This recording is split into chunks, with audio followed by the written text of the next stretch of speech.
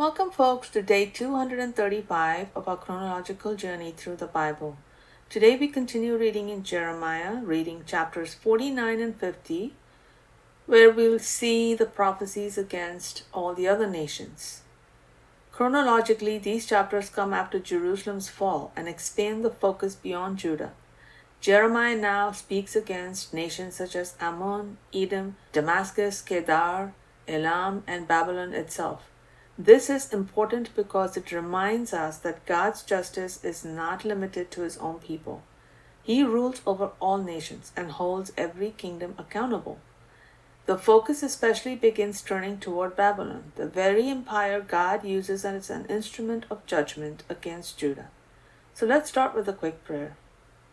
Lord, help us to remember that you are sovereign over every nation and every kingdom and every governing authority and over every circumstance. We trust in you, Lord, in your justice, and teach us to always lean on you and on your word. In Jesus' name we pray. Amen. Starting in chapter 49, concerning the Ammonites, this is what the Lord says. Has Israel no sons? Is he without heir? Why then has Milcom taken possession of Gad? Why have his people settled in their cities? Therefore, behold, the days are coming, declares the Lord, when I will sound the battle cry against Rabbah of the Ammonites. It will become a heap of ruins, and its villages will be burned. Then Israel will drive out their dispossessors, says the Lord. Wail, O Heshbon, for Ai has been destroyed. Cry out, O daughters of Rabbah. Put on sackcloth and mourn. Run back and forth within your walls. For Milcom will go into exile, together with his priests and officials. Why do you boast of your valleys so fruitful, O faithless daughter? You trust in your riches and say, who can come against me? Behold, I am about to bring terror upon you, declares the Lord God of hosts, from all those around you. You will each be driven headlong, with no one to regather the fugitives. Yet afterward I will restore the Ammonites from captivity, declares the Lord. Concerning Edom, this is what the Lord of hosts says. Is there no longer wisdom in Teman? Has counsel perished from the prudent? Has their wisdom decayed? Turn and run. Lie low, O dwellers of Dedan, for I will bring disaster on Esau at the time I punish him. If grape gatherers came to you, would they not leave some gleanings? Were thieves to come in the night, would they not steal only what they wanted? But I will strip Esau bare. I will uncover his hiding places, and he will be unable to conceal himself.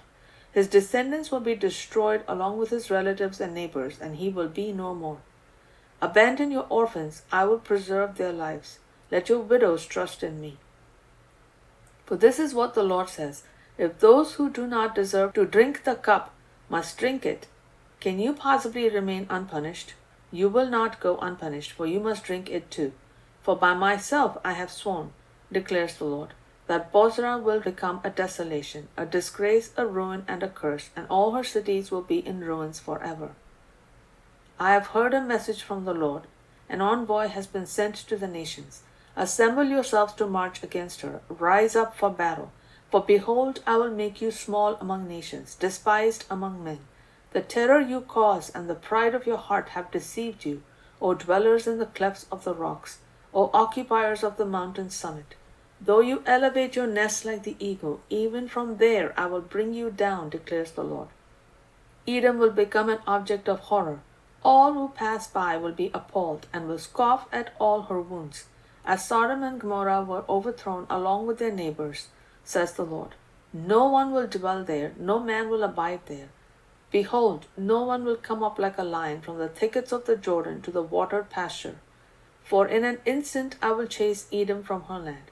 Who is the chosen one I will appoint for this? For who is like me, and who can challenge me? What shepherd can stand against me? Therefore hear the plans that the Lord has drawn up against Edom, and the strategies he has devised against the people of Teman. Surely the little ones of the flock will be dragged away. Certainly their pasture will be made desolate because of them. At the sound of their fall the earth will quake. Their cry will resound to the Red Sea. Look, an eagle will soar and swoop down, spreading its wings over Bozrah. In that day the hearts of Edom's mighty men will be like the heart of a woman in labor. Concerning Damascus, Hamath and Arpad are put to shame, for they have heard a bad report. They are agitated like the sea. Their anxiety cannot be calmed. Damascus has become feeble. She has turned to flee. Panic has gripped her. Anguish and pain have seized her like a woman in labor. How is the city of praise not forsaken, the town that brings me joy? For her young men will fall in the streets, and all her warriors will be silenced in that day, declares the Lord of hosts. I will set fire to the walls of Damascus. It will consume the fortresses of Ben-Hadad. Concerning Kedar and the kingdoms of Hatzor, which Nebuchadnezzar king of Babylon defeated, this is what the Lord says. Rise up, advance against Kedar, and destroy the people of the east. They will take their tents and flocks, their tent curtains and all their goods. They will take their camels for themselves. They will shout to them, terror is on every side. Run, escape quickly, lie low, O residents of Hatzor, declares the Lord. For Nebuchadnezzar, king of Babylon, has drawn up a plan against you. He has devised a strategy against you. Rise up, advance against a nation at ease, one that dwells securely, declares the Lord. They have no gates or bars, they live alone. Their camels will become plunder, and their large herds will be spoiled. I will scatter to the wind in every direction those who shave their temples. I will bring calamity on them from all sides, declares the Lord. Hatzor will become a haunt for jackals, a desolation forever. No one will dwell there, no man will abide there. This is the word of the Lord that came to Jeremiah the prophet concerning Elam at the beginning of the reign of Zedekiah king of Judah. This is what the Lord of hosts says. Behold, I will shatter Elam's bow, the mainstay of their might. I will bring the four winds against Elam from the four corners of the heavens, and I will scatter them to all these winds. There will not be a nation to which Elam's exiles will not go. So I will shatter Elam before their foes, before those who seek their lives. I will bring disaster upon them, even my fierce anger, declares the Lord. I will send out the sword after them until I finish them off. I will set my throne in Elam and destroy its kings and officials, declares the Lord. Yet in the last days I will restore Elam from captivity, declares the Lord. Chapter 50. This is the word that the Lord spoke through Jeremiah the prophet concerning Babylon and the land of the Chaldeans. Announce and declare to the nations, lift up a banner and proclaim it.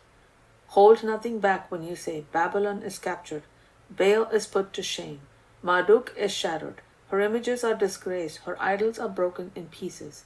For a nation from the north will come against her, it will make her land a desolation. No one will live in it, both man and beast will flee. In those days and at that time, declares the Lord, the children of Israel and the children of Judah will come together, weeping as they come, and will seek the Lord their God.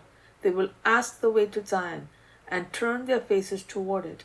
They will come and join themselves to the Lord in an everlasting covenant that will never be forgotten. My people are lost sheep, their shepherds have led them astray, causing them to roam the mountains.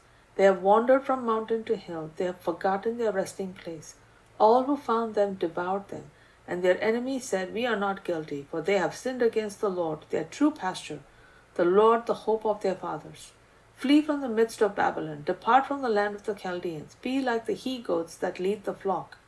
For behold, I stir up and bring against Babylon an assembly of great nations from the land of the north. They will line up against her.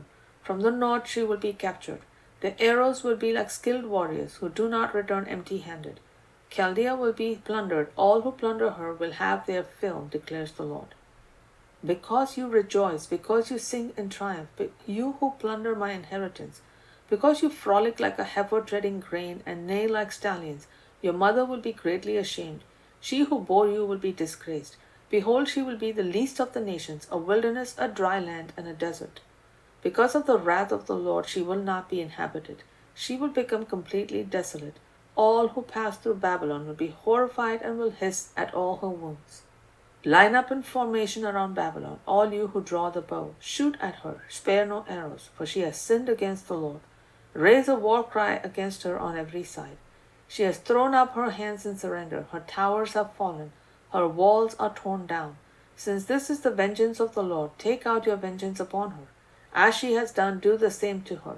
Cut off the sower from Babylon, and the one who wields the sickle at harvest time. In the face of the oppressor's sword, each will turn to his own people, each will flee to his own land. Israel is a scattered flock, chased away by lions. The first to devour him was the king of Assyria. The last to crush his bones was Nebuchadnezzar, king of Babylon. Therefore, this is what the Lord of hosts, the God of Israel, says: I will punish the king of Babylon and his land as I punished the king of Assyria. I will return Israel to his pasture, and he will graze on Carmel and Bashan. His soul will be satisfied on the hills of Ephraim and Gilead. In those days and at that time, declares the Lord, a search will be made for Israel's guilt, but there will be none, and for Judah's sins, but they will not be found. For I will forgive the remnant I preserve. Go up against the land of Merathaim, and against the residents of Pekod. Kill them and devote them to destruction. Do all that I have commanded you, declares the Lord. The noise of battle is in the land, the noise of great destruction. How the hammer of the whole earth lies broken and shattered. What a horror Babylon has become among the nations. I laid a snare for you, O Babylon, and you were caught before you knew it. You were found and captured because you challenged the Lord. The Lord has opened his armory and brought out his weapons of wrath. For this is the work of the Lord God of hosts in the land of the Chaldeans. Come against her from the farthest border. Break open her granaries, pile her up like mounds of grain. Devote her to destruction, leave her no survivors. Kill all her young bulls. Let them go down to the slaughter. Woe to them, for their day has come, the time of their punishment. Listen to the fugitives and refugees from the land of Babylon, declaring in Zion the vengeance of the Lord our God, the vengeance for his temple. Summon the archers against Babylon, all who string the bow. Encamp all around her, let no one escape. Repay her according to her deeds. Do to her as she has done. For she has defied the Lord, the Holy One of Israel. Therefore her young men will fall in the streets, and all her warriors will be silenced in that day, declares the Lord. Behold, I am against you, O arrogant one, declares the Lord God of hosts, for your day has come, the time when I will punish you.